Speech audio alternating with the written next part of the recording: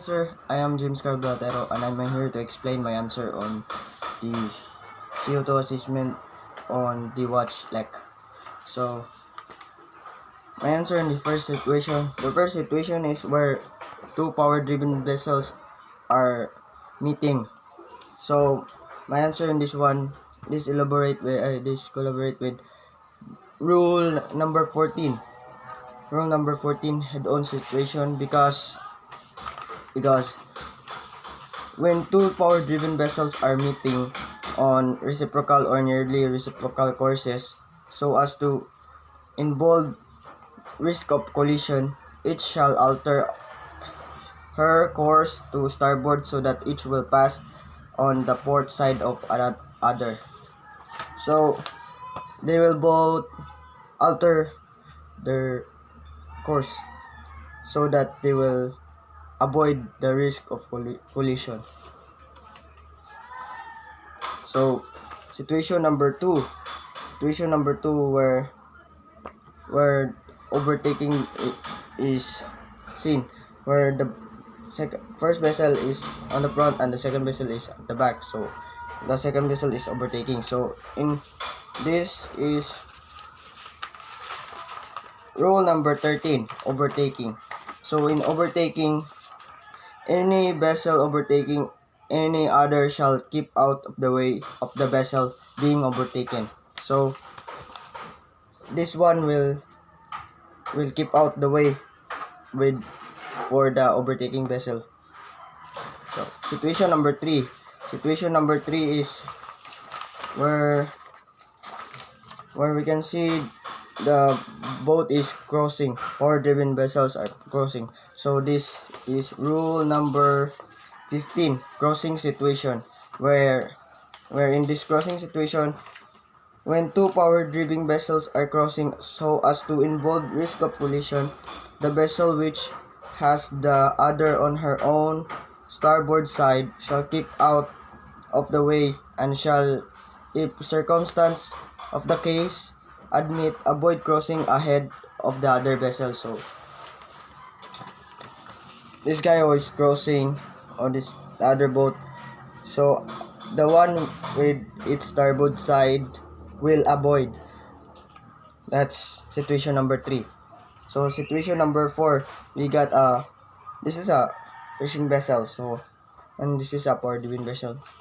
So I use rule 18, responsibilities between vessels. So responsibilities between vessels, because any vessels except a vessel not under command or restricted in her ability to maneuver must avoid impeding the safe passage or covering the safe passage of a vessel and exhibiting signals mentioned in rule 28, such like those signals where sailing vessels give signals with their sailing equipment at the back in rule 28 as discussed, sir. Then in the situation number 5, where two sailing vessels are crossing or meeting, so the rule here is rule number 12, sailing vessel, because as you can see they have the sign of a sailing vessel or boat. So rule number 12, I use rule number 12 for situation number 5, sailing vessel, because when two sailing vessels are approaching one another, one of them shall keep out of the way when each has the wind on a different side. The vessel which has the wind on a port side shall keep out of the way for the other. This is to avoid risk of collision. So situation number 6. The passage. So I use also the situation on situation number 6. I use rule 18 because responsibilities between vessels. So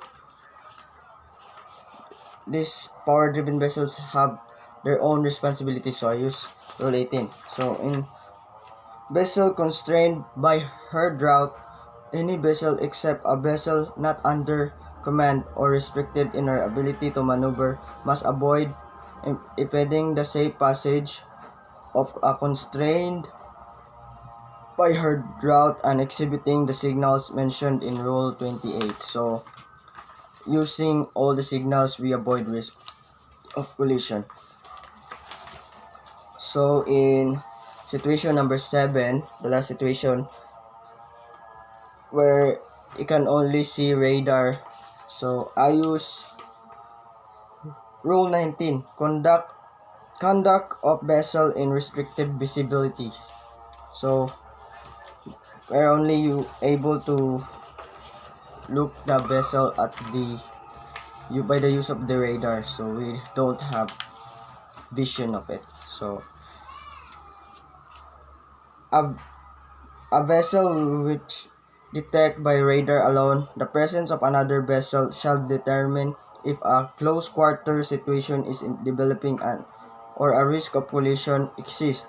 If so, shall take avoiding action in ample time, provided that when such action consists of an alteration of course so far as possible. So they need the one using with the radar, they need to assume of the movement of the other boat or where it's going, because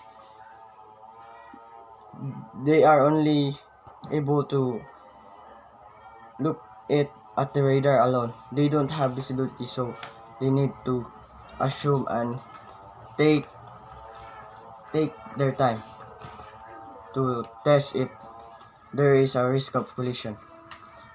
That's all, sir. Thank you.